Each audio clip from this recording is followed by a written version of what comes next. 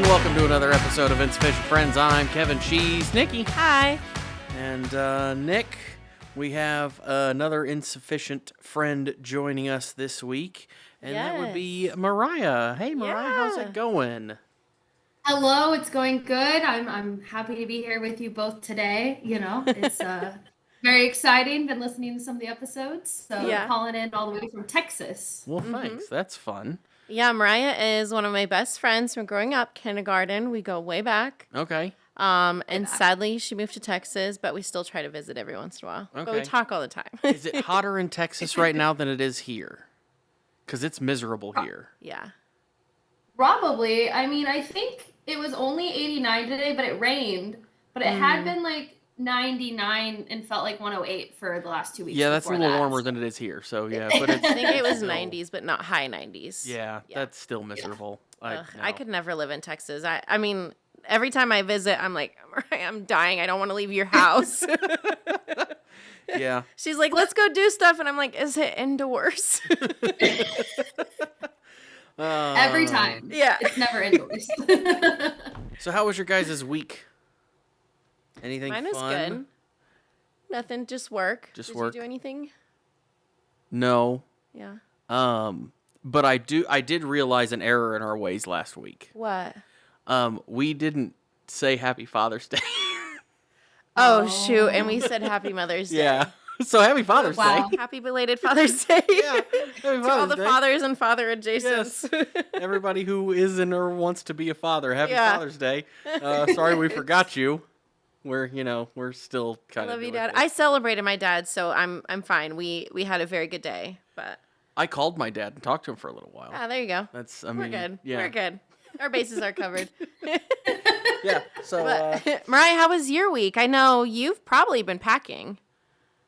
Oh, no, you know me. No? I'm packing tonight. Oh, I okay. pack tonight, tomorrow morning. It was good. Wrapped up work. And Yeah. I guess I don't know if Kevin knows, but I'm going to Scotland nice. tomorrow. So Scotland. I'm going to go see where Nikki got eloped. Yep. Got eloped. Okay. Yeah. Nice. Yeah, That'll be I'm fun. so excited. I am like, give me your itinerary. I want to tell you every single detail. And then she'll send me like where they're stopping. And I'm like, oh my God, at this battlefield, this happened. And I'm like, I think it was Casey. It was like, Nikki, Mariah's going to go there and see it. And I'm like, I just have to tell her. I have to tell her all the history. Oh, good. They're on the stops. They're Yeah. on the stops. I promise. Yes. Yeah. So. Okay. I'm very excited for you. And I also might cry. But it's fine. But I also cried. When does Yeah. I was gonna say, when do you not cry, Nikki? Yeah. Ah. Exactly. I can say it about myself, but when other people say it, it hurts. I'm just kidding. I know. Okay. Anyways, I'm very excited for you. Yeah, that'll be fun. You'll Be a have good to time. let us know how that goes, because that We can sounds post some like fun. pictures maybe. I've never been overseas, so it would be. It's so interesting fun. to I mean, go. you've been to Costa Rica, but not to like Europe. Yeah, I haven't. I've been to other countries. Yeah, I it's just not like- haven't been across the ocean. Yeah, that Yeah. ocean. Yeah. Yeah. So, but yeah, that sounds like it'd be a lot of fun. Yeah. Well, good luck. Have fun. Enjoy packing tonight after yes. this. Yes. How long are you I'm going efficient. for? How long are you going to be What'd gone you say? for? Oh, 8 days. Okay. That's a good trip. It's enough to get the highlights for sure. Yeah. Yeah. It'll be so good. Okay. Well, let's we've got some other stuff to talk about, so let's get into some of it here. But first, shout outs. Yes. You said you have a shout out for this week. Yeah. So, another person in our group of me and Mariah and Laura is our friend Lauren. Mm-hmm. And she didn't want to be on here today, but is willing to be the judge from afar. Okay. So we're going to debrief our true crime cases because that's our topic for this week. And then she's going to tell us who she thinks did it in each one. Okay. And then I'll probably like post that on Instagram. So hi, Lauren. We love you. Yes. Hi, Lauren. Thanks for being our Hi, judge. Lauren. And everybody else, check out Instagram. Yeah.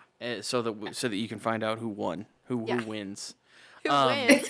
Who wins, who won, whatever. I mean, everybody loses because somebody's probably dead in all Yeah. three of these. But, it's just the way it is. So true crime. Nikki already said that that's what we're talking about this week. Yeah. We've each come up with we've each looked at a different story, and we're going to kind of like go against each other, kind of is how it's going to work. Yeah. Now, when you sent a text message this week earlier about what you were doing, one of the things you said was, we can, talk about theories and who you might think had done it and stuff like that. And I immediately thought, well, crap, I screwed up because mine's already solved. Oh, that's okay. Then you can say who did it. Yeah, I had to look up true crime to see if it's only unsolved stuff. No, and it's not. Because it kind of concerned me for a minute. No, I think true crime encompasses even the solved one, serial killers any who we know did story. it. Yeah. Mine's weird. Yeah. But it's not. It's solved. Like it's. Oh, that's fine. It's basically. Mine's unsolved and will never be solved. So I basically chose like who I think is the most sus. But that's it. Okay. Yeah. So who's going for? Are we drawing straws? Are we flipping? We don't have a 3-headed coin, but Well, Mariah said she wants to go last. Best for last. Okay, so best for last. Do you want to start? Yeah. Sure, I can start. Okay. Okay. So, we'll see how this goes. I looked at a case. We've talked before that I am in television. I've worked in television news for almost 15 years. Mm-hmm. So, I looked at a case from locally. Okay. And this happened in 2017. Oh, recent. Oh. And it's very. So there's a guy in New Florence, which is in Montgomery County. It's about an hour from here. It's where my grandparents are in nursing home. Okay. So Scary. this guy, Ben Rennick, was a world-renowned snake breeder. Oh. Like, knew how to hybridize them, knew how to, like, get different, like, specific colors and patterns, and, like, was one of the, like, top snake breeders in the world. Okay. So, let me pull up my notes here, because I'm gonna screw this up if I don't have my notes. One guy, I watched a documentary on this. I watched, like, a whole thing on this, and one of the guys in the snake world called him the Johnny Depp of pythons. And I thought that What does that even mean? Yeah, I don't know. Oh, okay. I'm not sure, but I thought it was funny, so I kind of wrote it down. And interesting. Is that good or bad? Yeah, I can't decide. I don't know. So Wild? Like he's crazy? Maybe. Yeah, maybe. I don't know. Mm-hmm. But anyway, he's got an interesting life before he ever even gets older. Like when he was a kid, his family's rich because the family started a dog food company, like a pet food company. Oh. When he's a kid, their family house is destroyed in a gas explosion. His father's arrested on fraud charges and ends up killing himself. Oh my god. Trigger warning. Sorry, I should have said that earlier because there's. Yeah, we probably should have done trigger warning for all. I'm sure all of our cases have. It's all gonna trigger be warning. It's all so gonna be stuff. Trigger warning. Yeah. So eventually he gets he starts dating this girl named Lindley. Okay. And she and him date for a while. They get married. She has a son. He kind of takes that kid in his own. They have a son together. He ends up using the money from his snake business, which is very lucrative, and opens a spa in Colombia. So she opens a spa in Colombia. Cool. And in 2017, he is found dead on the face down in the floor of his snake breeding warehouse. So first thing that happens, Lindley finds him dead.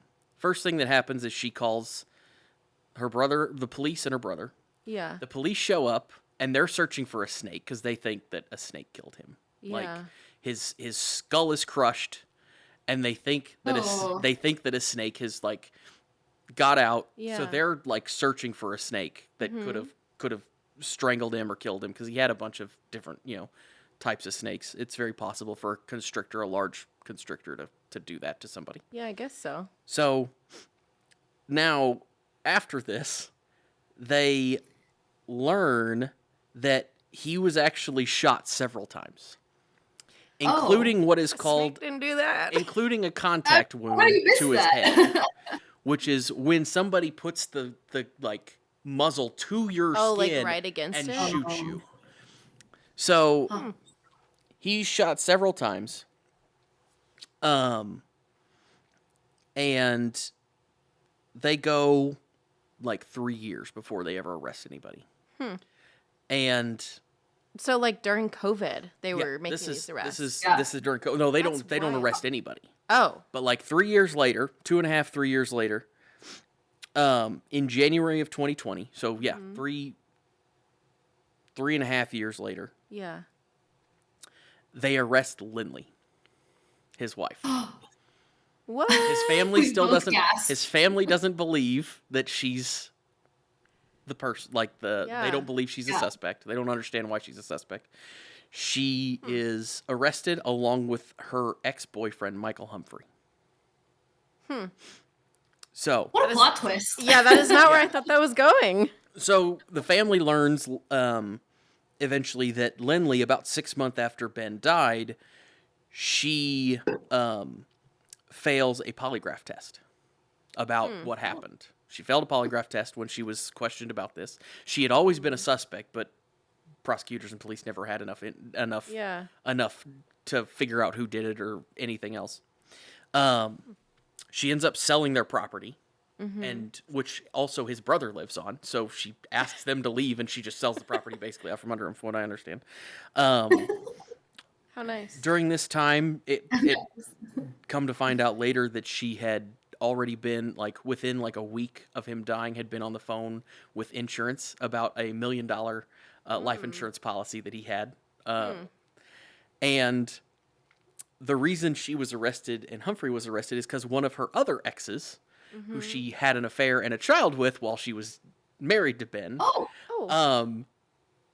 came forward and said that these two did it. Like, she confessed everything to him at some point. That's so crazy. And she literally held the gun to his head. Like, how deranged, like, Delulu do you have to be to do that? So that's crazy. She had to sneak up on him too, right? I mean, I don't know. I don't know. I don't know. I don't know. I have no idea.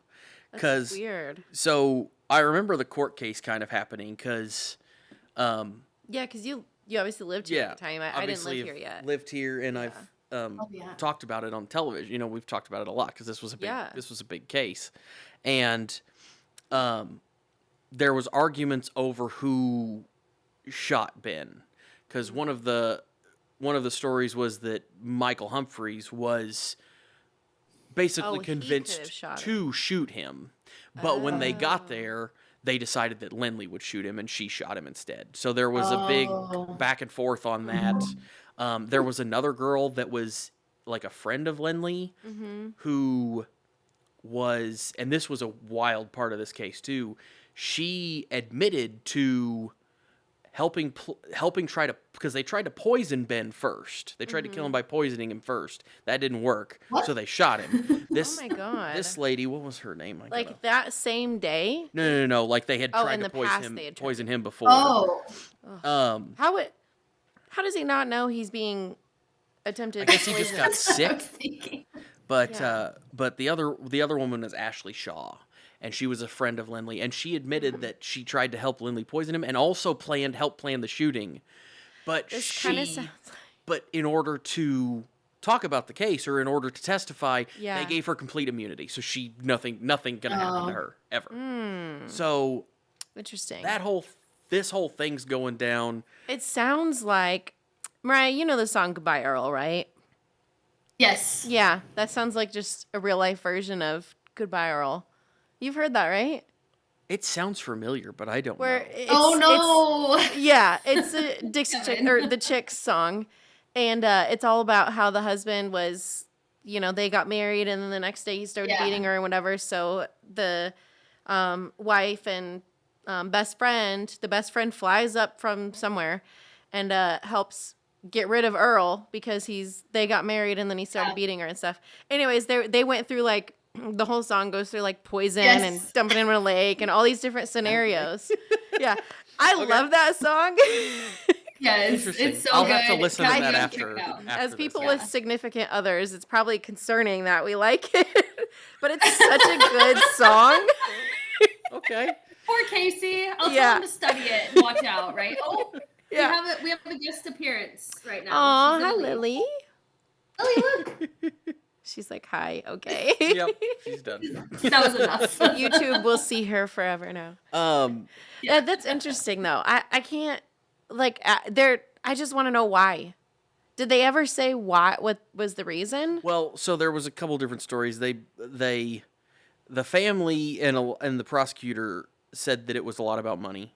They tried to paint it as being about money. She was her spa wasn't doing well. It was basically hemorrhaging money. She thought he was going to leave. Interesting. The argument is that she thought he was going to leave her. Yeah. He had just made a deal to sell his snake business for $1.2 million. So he was obviously, the family was he was already rich from the family. So he was about to be even more rich. You know, it was just this big crazy thing. And then when she's in prison while she's waiting to go to trial, they go to a hearing because she asks to be released on bond, which is not normal if you're charged with murder. That doesn't happen. Yeah. And in the middle of it, she literally raises her hand to talk to the judge and like starts like arguing with the prosecutor. And the judge, I listened, I was watching the video, and the judge is like, "You don't want her to talk, do you? Like, what is she doing?"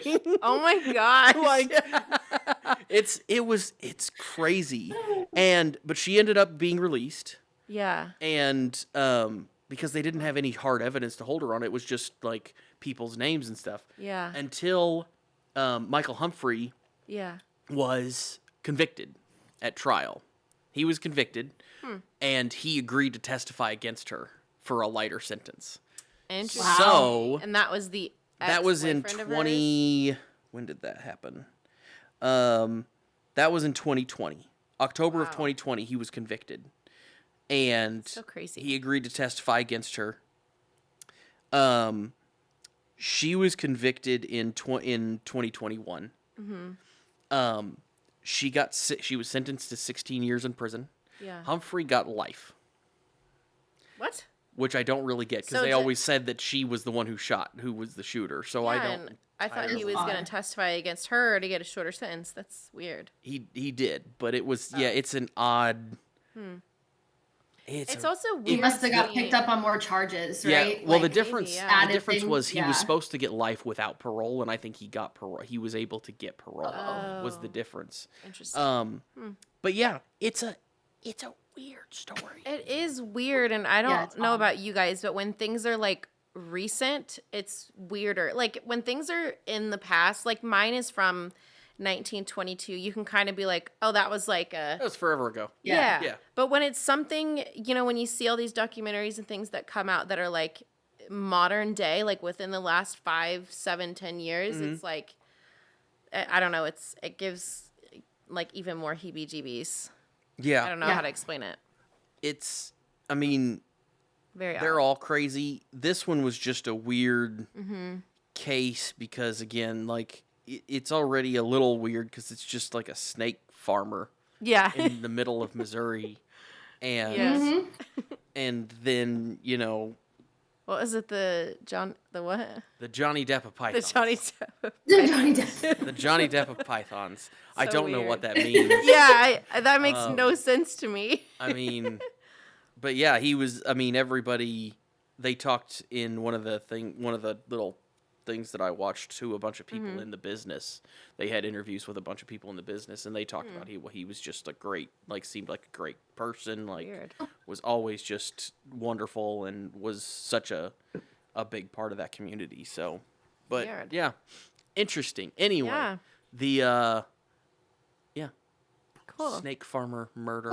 Well, not cool. I just Missouri don't know snake what else. farmer murder. I don't know what other word to say. Interesting. Interesting. Very interesting. Cool is probably not the best word to use. Well, you know what, Kev? I say a lot of things that aren't probably the right thing to say, as we've said many times before. I also sometimes feel awkward, and then I'm just like, excellent. I just don't know what to say. I mean, why not just say excellent at the end of being awkward? Yeah. Brilliant. Awesome. Best. Yeah. All the sign-offs for emails at work. Yes. Cheers. Cheers. That's what one of my favorite email sign-offs. It's like when you send a really passive-aggressive email and then you're like, cheers. I don't know that I've ever seen one of those. So You that's haven't? no, I don't think Oh, so. yes. Yeah. Okay. Interesting. Mariah's an accountant and I'm in finance, so we've got all the sign-offs that we've probably seen very passive-aggressively. Okay. Interesting. Either seen or sent. Yeah. A few cents. Yeah. Cents. A few sent. I try not to. I am always very nice, Nikki, except with like 2 people. I think I've maybe sent like a passive-aggressive email. Otherwise, I'm like, whatever. I don't care. A thank you with no exclamation point. Yes, a thank That's you a with a big one. period. Yeah. That is like That's- serious business. Hmm. Like if you say thank you, period, oh my God, Yeah. it's like you're getting fired. Yeah. It's not great. Yeah. Interesting. Yeah. Anyways, See, I think I'm just aggressive, so it's just not. sometimes your texts, I'm like, I read it and I'm like, oh, what did I do wrong? Or why is Kev mad at me? Oh, like No this week more when you're like, thank yous with periods. yeah, don't use a period with me or else I might cry. But when you texted this week and you were like, I have 3 questions and then list out your questions, I was like, here's my answers to your questions. I thought they were fine. I thought they were They were legitimate fine. questions. They were fine. It's just funny. We just have Oh, different boy. mannerisms. Poor Kevin. No, not poor Kevin. Kevin's just fine. But thank you. Anyways. So, So- Nick. Yeah. So the true crime case I did, it's older, from 1922. Okay. And it's not from this country. It was in Germany. Okay.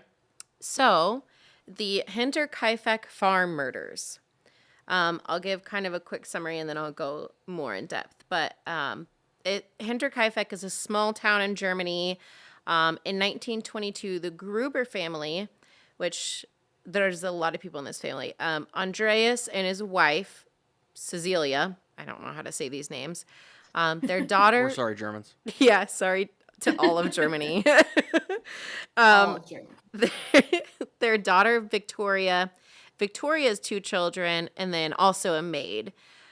They were all asleep in the farmstead when someone broke in and murdered them all. It's a lot of people. Yeah, it was. But I mean, obviously, like people get murdered all the time. But the reason this one was so weird was, besides the fact that it's unsolved, the family thought they were being haunted before they were murdered. And like people in the town knew that the family thought they were being haunted and like weird things were happening. So that's why I thought this one was interesting. So Ghosts. Yes. yes.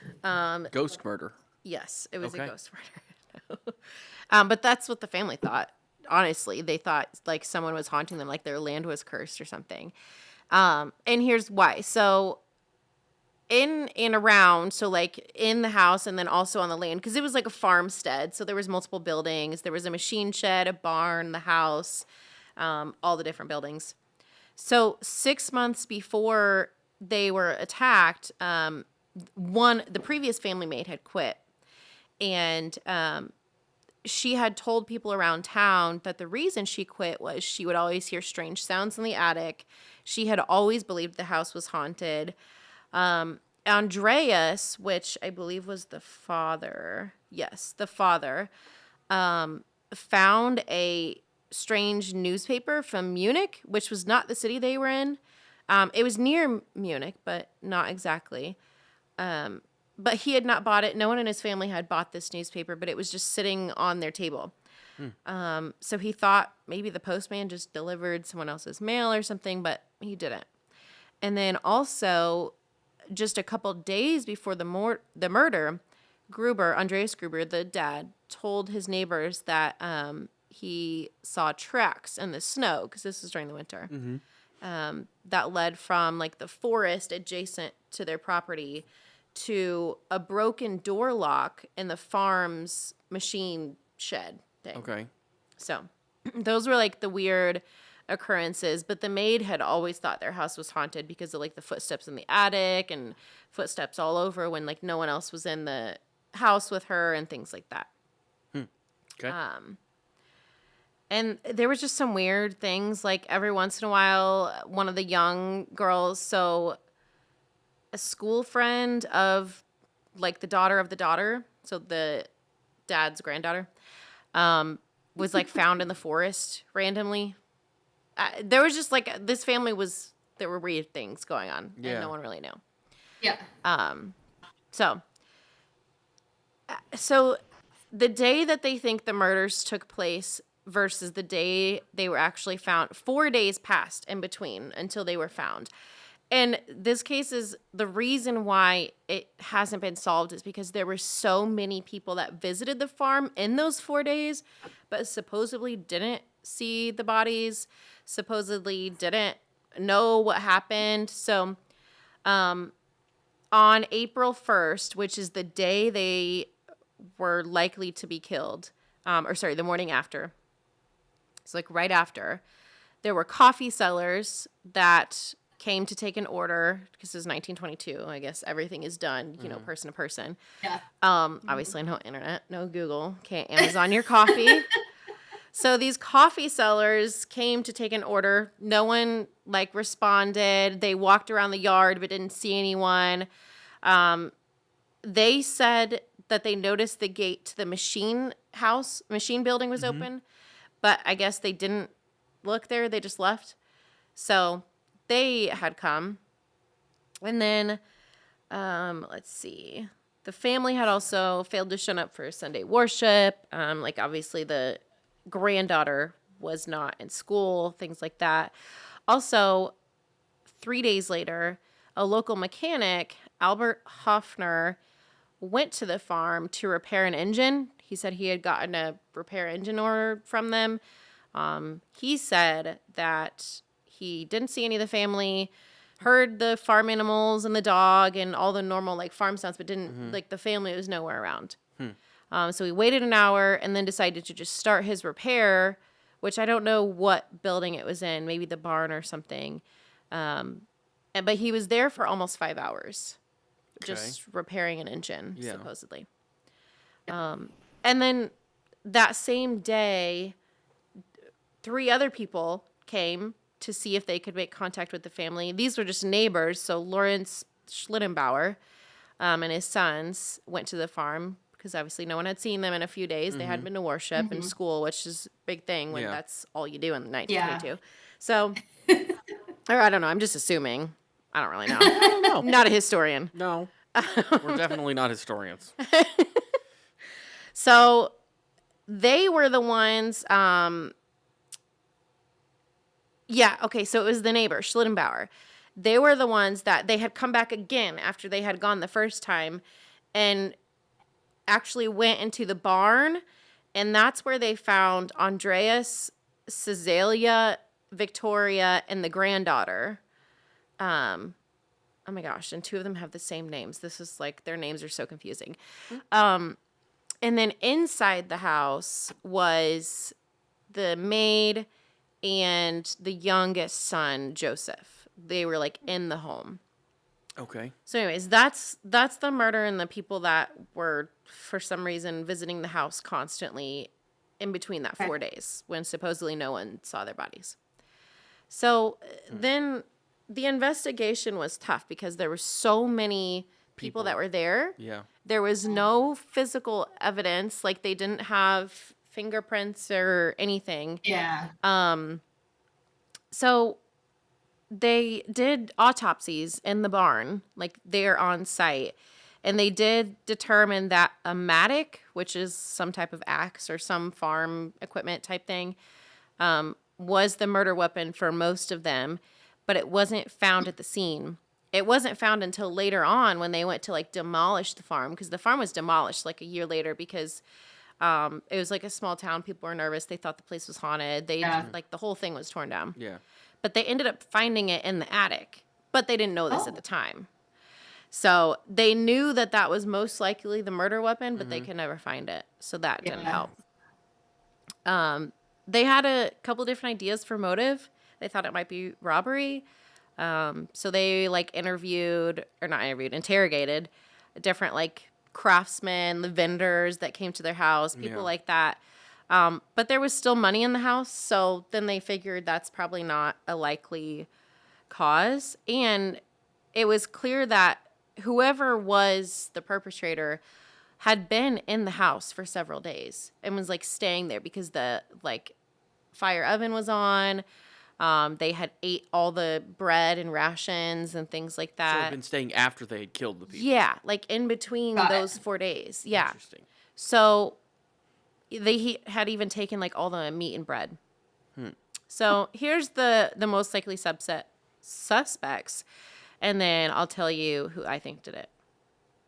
So Carl Gabriel was the husband of Victoria. So you had the mom and dad, the daughter, and then the granddaughter and grandson.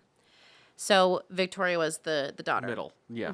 Middle. Got it. So the Carl Gabriel was the husband. He had been reportedly killed in 1914, so several years before this, during the First World War. Okay. But his body had never been recovered. And then after, which is like normal, I'm Yeah. sure. In World War I, there's plenty of bodies that were never recovered. Yeah. But after the murders, people in the town started to like speculate that he hadn't actually died in the war.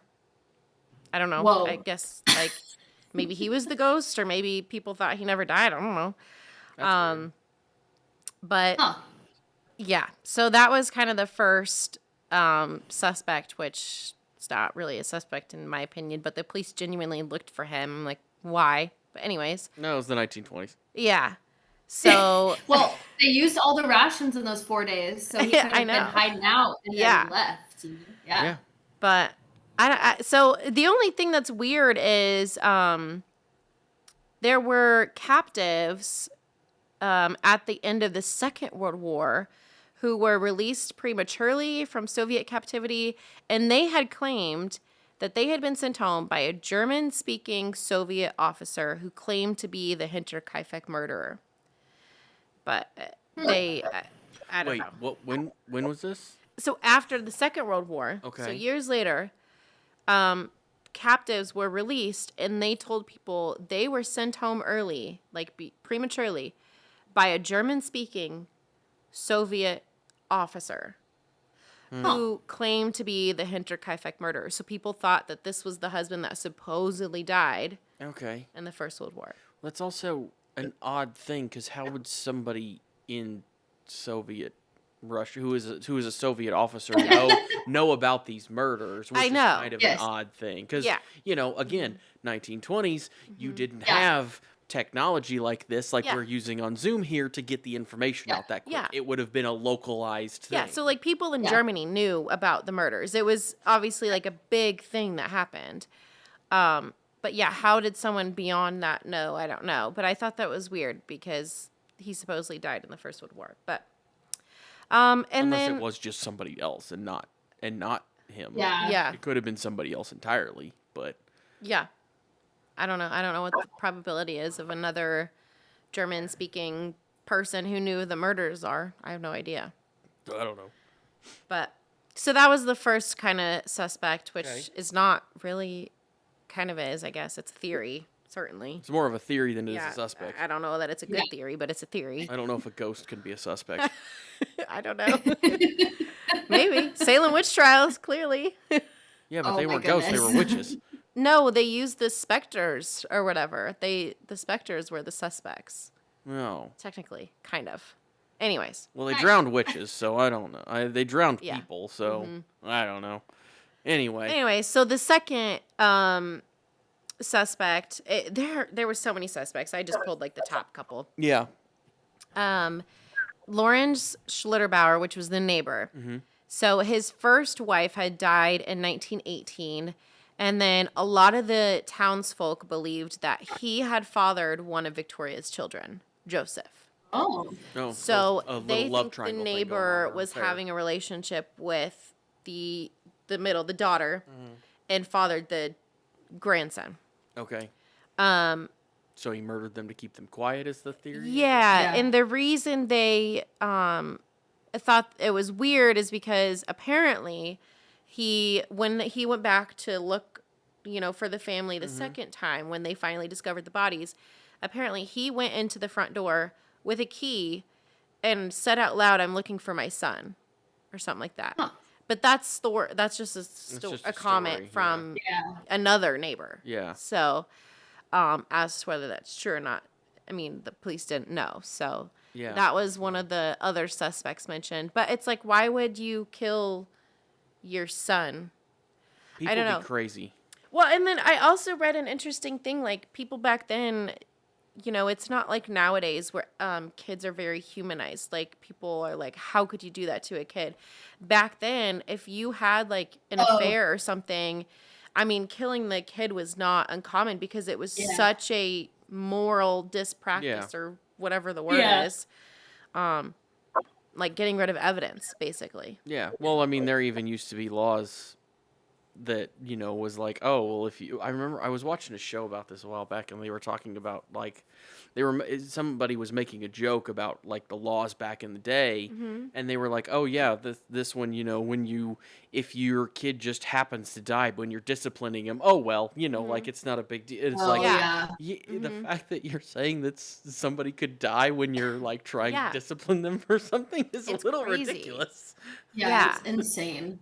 So it's almost like Texas laws. Yeah. Yeah, it's just weird. So that was a weird one. It kind of makes sense, and there was more details on it, but Yeah. so it kind of makes sense. I don't know. The last suspect, before I get into who I think actually did it, this one was really interesting. Author Bill James, in his book The Man from the Train, alleges that a man known as Paul Mueller, who was a German migrant to the United States, he says he was responsible for them because in like 1898 and the early 1900s, there were a bunch of murders around the United States with the same patterns, like either using the dull end of pickaxe or like a farm tool, things like that, and trying to like stage it as a robbery. Okay. And then he thinks that this guy, Mueller, left the U.S. in 1912 after like a bunch of these murders had come to light and people started investigating and went back to Germany. So he thinks that this migrant was also the murderer there and had also committed a lot of unsolved murders in the United States. Yeah. There's a whole book about it. I thought that was interesting, but a lot of people say it's just a stretch and that this author just wanted to write a book. So who knows? I mean, yeah. You never know with people, so. It's definitely an interesting theory, though. Yeah. So who do you think did it then? Yeah. Is it one of these people? Yeah. So the first one. Okay. So, or wait, no. I don't even know. Wait, hold on. The husband? I was like the ghost. No, not the ghost. Husband? No. Okay. The guy I talked about before the ghost. No, I don't think the ghost did it. The guy you talked You about were before the ghost. so convinced the The ghost mechanic. didn't do it, and then you just claimed the ghost did. Okay. So you think the mechanic did it? Because that wasn't Albert that wasn't one of your suspects that you named. No. Okay. Yeah, that was Yeah, one of the okay, people that were okay. at the scene before police could investigate and before they found the body. So Albert Hoffner, he was the mechanic. Because why would he be there for 5 hours? Like before. I mean, it takes a long time to fix things sometimes. Yeah, but apparently he was like being sketched too, and his testimony was like conflicting, and the police thought that he was like, but he didn't. The police didn't bring him in until like years later, and so his testimony was weird. But so he said he arrived at the property, encountered a locked door, heard a dog barking from inside the house, but then after his repairs, the dog was outside. And then when the bodies were discovered again, the police found the dog inside the house. So like there was just so many, and that's just one example. There's more, but his testimony was wacko all over the place. And so as far as like the testimony, because there was no evidence. There's no evidence of anything from anyone except years later or a year and a half or whatever later when they finally found the murder weapon in the attic. But that's like the only evidence, and that doesn't point to anyone. So if you go by just the testimonies, he makes the most sense because none of his stories make sense. And he was like very clearly lying. But they know when he was there. Mm-hmm. Like they figured out when he was on the property. The day after is what he said. Yeah. The day after. Okay, I was gonna say, well, I mean, if they kind of figured out how long, because you can kind of even back then, I think they could tell was how 4 long. days later. Yeah. The repair, so he could have been there the whole time. That's true. Yeah. Okay. And eating and staying there and whatever, who knows? I mean, at this time, I don't know, after the First World War, did he need food? Did he need shelter? Was he just delusional? Who knows? Oh, yeah. But he's the only one that I read through this, and I'm like, his stories differ. It doesn't make sense. Why was he there so long? Why did he not look around? He was near the machine shed, but didn't see the bodies in the machine shed because I guess the barn and machine shed were close. Or something, who knows? But it's a weird case all around. It's never going to be solved because there were too many people there, too many and people everybody's disturbed. dead now, so it doesn't matter. Yeah, exactly. So, but they investigated this until like the 1950s, like even after the property was well destroyed. Yeah. But no arrests were ever like officially made. Yeah. At least that I could tell. So, it's just like it's one of those the town they were in? What? How big was How the big town was the town they were in? It was a small little town, 40 miles north of Munich. Okay, got it. It's like a small farm town. They were like the biggest farm in the town, so people knew they were wealthy. So that's why a lot of people thought it was initially a robbery, but a lot of the money was still in the house or gold or whatever. So it's just weird. It's one of those that is never going to be solved, and you're just like, we don't know. Yeah. It's just odd. Interesting. Okay. Yeah. It's a hard one. Yeah, I agree that ones like that because you mentioned at the beginning that it's a little harder to like when it's a recent case, it's a little harder to comprehend. But yeah, something like that, it's interesting because you know that there is no way. Like nowadays, it's kind of like, well, we have a lot of technology that you can use, so there's a chance. You know, not that long ago, there's on a semi-regular basis you hear about them solving cold cases from 30 or 40 years ago because they now have the DNA evidence to where they can kind of link somebody to it. But back then there's no freaking way because they wouldn't have they wouldn't have been thought to even unless you have DNA a witness or a note or something. Who knows? So. Well, and even nowadays, like even if someone gets off on like a technicality or a mistrial or something, if you have DNA stuff, like people know who did it. Yeah. So even if like it's not decided in court, sometimes you still know, but this is like you get nothing. Yeah, there's no, I mean, doesn't sound like there was any trial or anything because they did never get that far. So yeah, just interrogations from what I could tell. But okay. Yeah. Okay. That's crazy. Well, sounds like it's time for the best. Yeah. Okay, so those were both very good, and I debated what story I wanted to do, but I decided to do a true crime one that is also solved, so Lauren will only have one to guess upon, but maybe she can decide who told the best story, or not the best story, but... Yeah, I'm not a good storyteller. Who debriefed the best? Yeah. Who debriefed the best, yeah. Who gave the details of the story the best?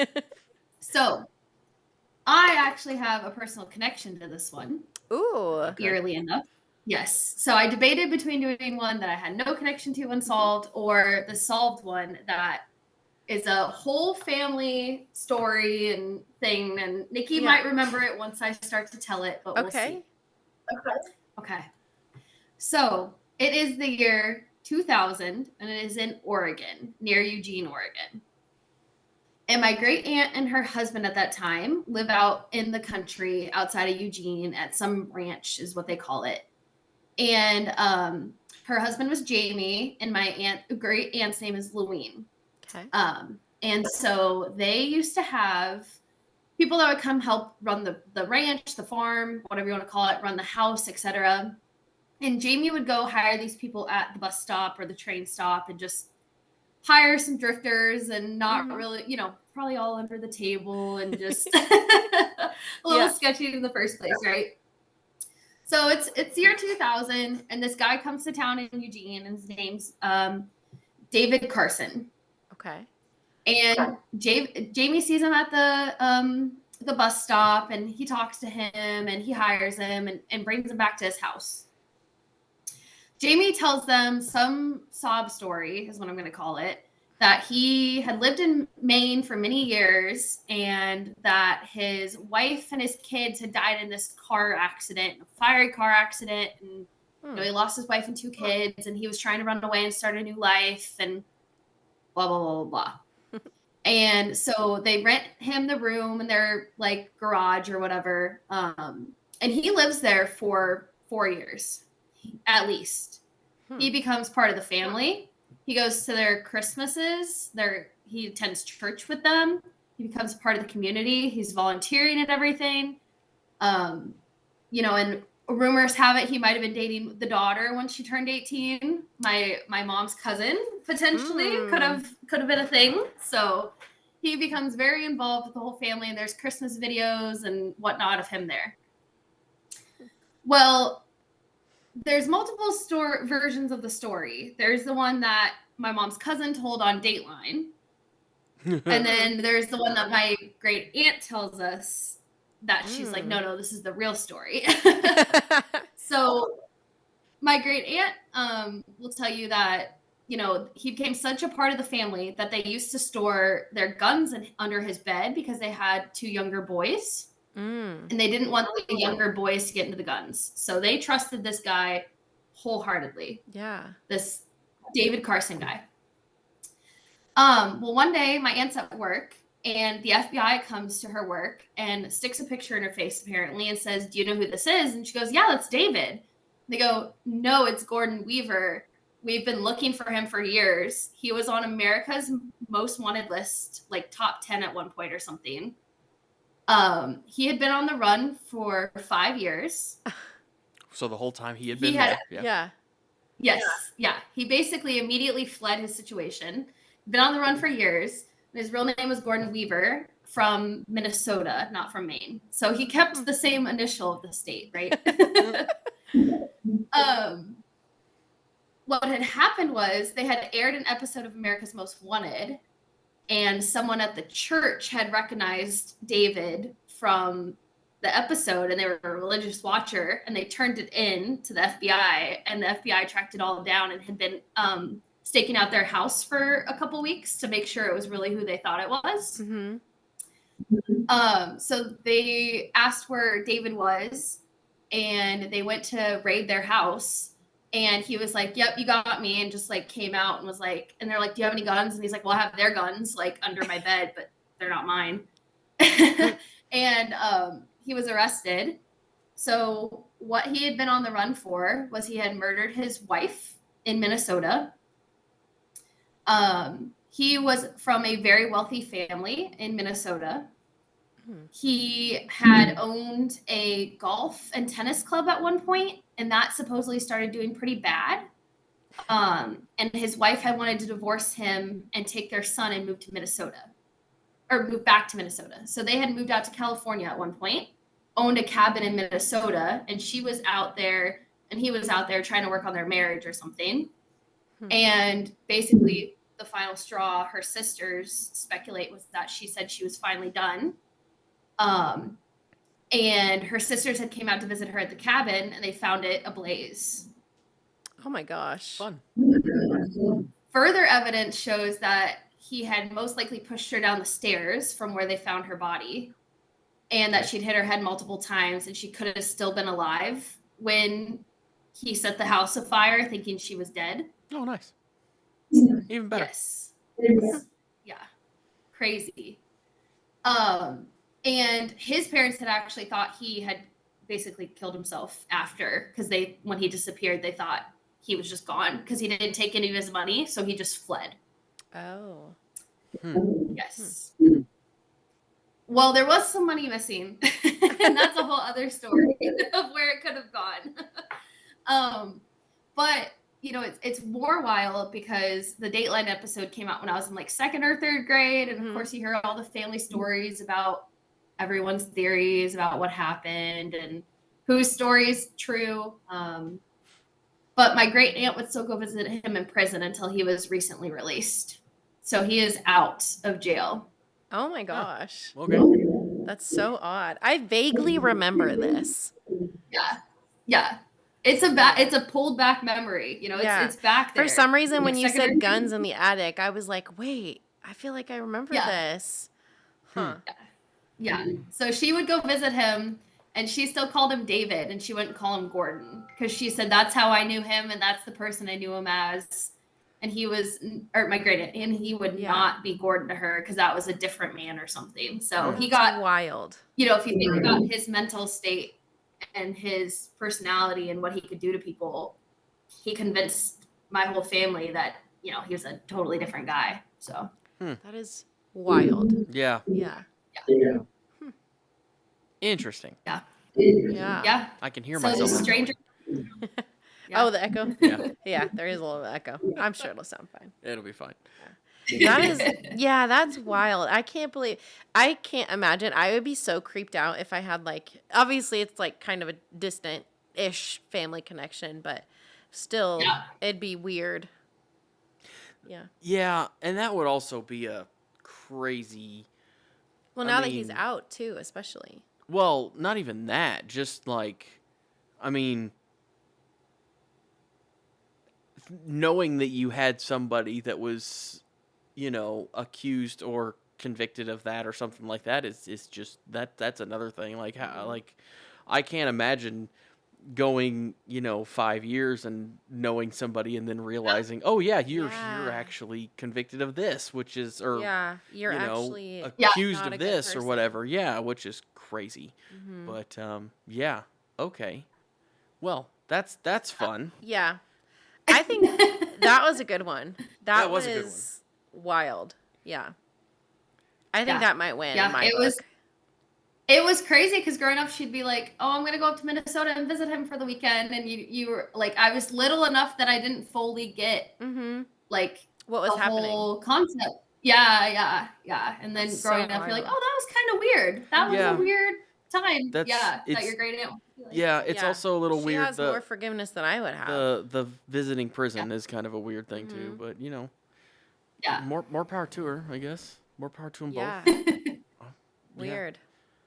Well, I think I like that one is the most interesting to me, but just because it's like family. Yeah. Oh, for sure. Yeah. That definitely makes it. I will say though, the Johnny Depp of Pythons is also good.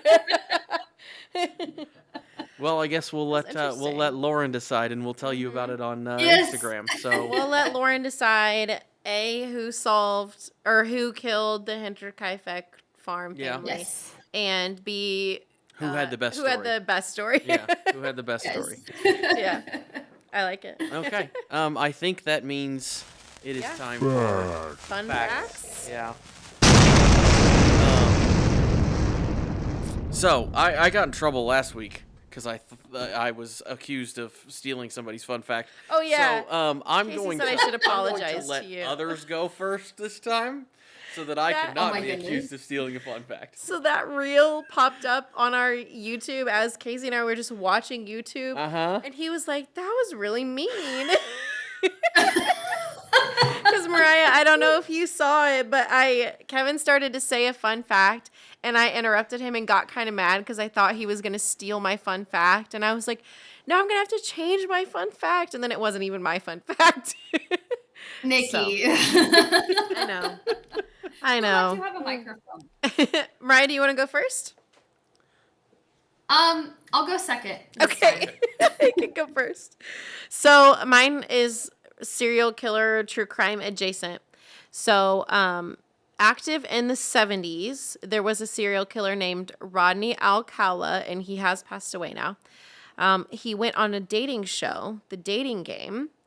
The woman contestant ended up choosing him as a date, but luckily canceled the date just before they went on it. Isn't that wild? Yeah. And you can find the game show clip on YouTube now. Interesting. Yeah. So I thought I would post that this week because I was like, she chose him. Yeah. That's wild. Yeah. Which, I mean, I've always heard, like, that, I mean, a lot of serial killers, and it makes sense that, you know, they would be able to get close to people. They're very, because they're very charismatic and they're very, like, they can, like, connect with people very well, and that's how they get close to them, and then ultimately murder them. So it's an interesting. Yeah, like what it was Ted Bundy, right? That everyone thought he was like extremely attractive and charismatic. Exactly. Well, yeah, because didn't Zac Efron? Was it Zac Efron that? I think it was Zac Efron that played him. Yes. Yeah. I never actually It watched came back it, again and was like, "Oh, he's so good looking," and I'm like, Yeah. well, I mean, yeah, but he's a serial killer. Like, I mean, yeah, I guess, but Yeah. other issues going on here. Like, Yeah. Yeah. But I Okay. thought that was cool. interesting. All right, Mariah, you're up. Okay, well, my fun fact's a little more light, and Okay. it's a Nikki themed fun fact, so Ooh. that's always good. Or a Nikki and Mariah common interest Yeah. fun fact. Okay. So it's gonna be One Direction related, and I kind of decided that after Nikki talked about crying earlier, because I've seen Nikki cry at too many One Direction concerts, like in Yeah. person. I've heard before they stories even about came on these. stage. Yeah. I've heard stories. Yes, about even these. before Yeah. they were on stage, literally. Yeah. Yeah. Before they were on stage. So, and we've flown across the country. So I got to do a One Direction type fact for her. So, Nikki, I will actually quiz you on my fun fact. Do you know Oh, how many gosh. minutes it took Simon Cowell to come up with the idea to combine all 5 of them? Well, it wasn't actually Simon, right? Wasn't it the other Well, lady? yeah. Yeah, but if in the time it took for them all to come It up was with like it, Simon 2 minutes. It was something short, right? 10 minutes to 10 come up minutes. with One Direction Wild. group. Yeah. 10 minutes. And that's crazy because that Come up- changed the course of, music history in the 2000s, 10s pop area. Yeah. Era, not area. Yeah. Yeah. Wild. And it changed your life in middle school. Yes. True. And still to this day.